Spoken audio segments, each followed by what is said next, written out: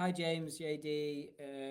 I had a one-on-one call back in March this year. I've just completed 4 months with Qenda and I thought I'd give some feedback.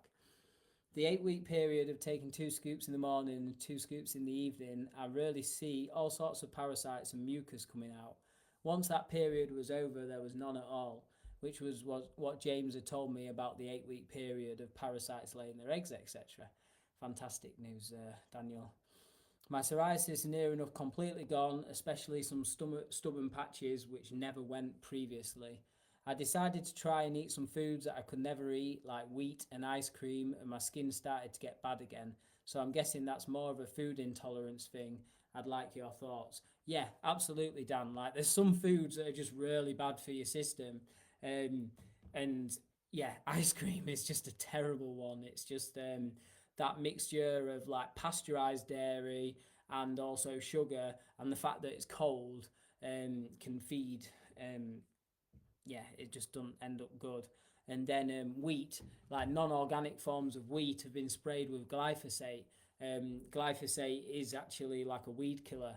It's what they spray, but the farmers also spray it on their wheat before a week before they harvest their crops. And the reason why they do that is they spray it on the crops a week before. It sort of kills the crops off, and then I'm just checking. I thought I had a comment. Yeah, so the glyphosate kills off the crop, so then it dries out. So when the farmers come to harvest it, it's dry. So then when they store the grain in the barns, because it's dry grain, it doesn't build up mold and moisture.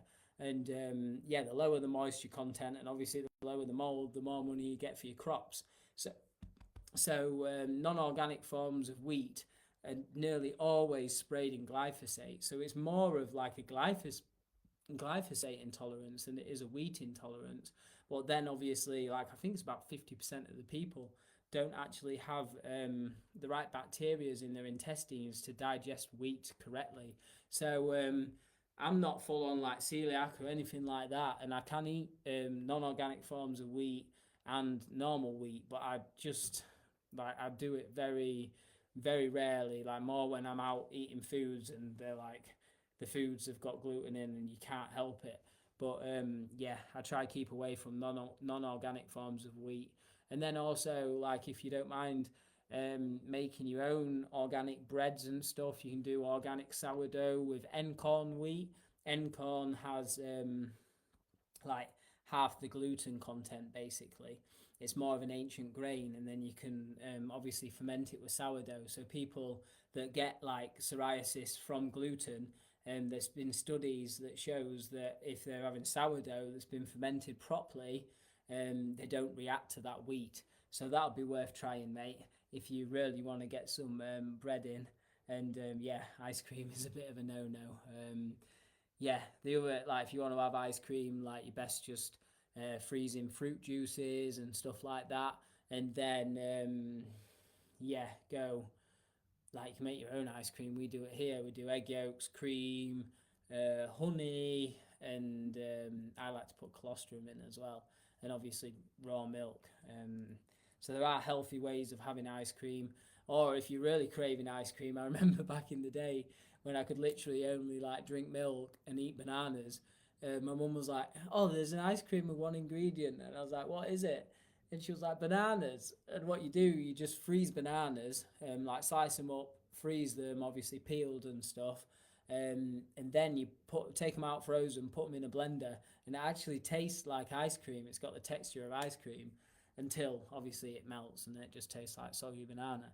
But yeah, so yeah, like I said, with wheat, it's non-organic forms of wheat. It's normally sprayed with glyphosate, so it can be a reaction to the glyphosate, which is known to cause leaky gut.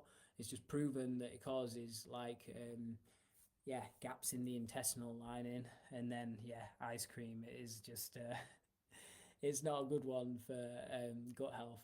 And thank you so much for the feedback, Dan. Really appreciate that. Really great to hear that your psoriasis has gone in all them places that was really bad. And yeah, really happy to hear it. So thank you, mate.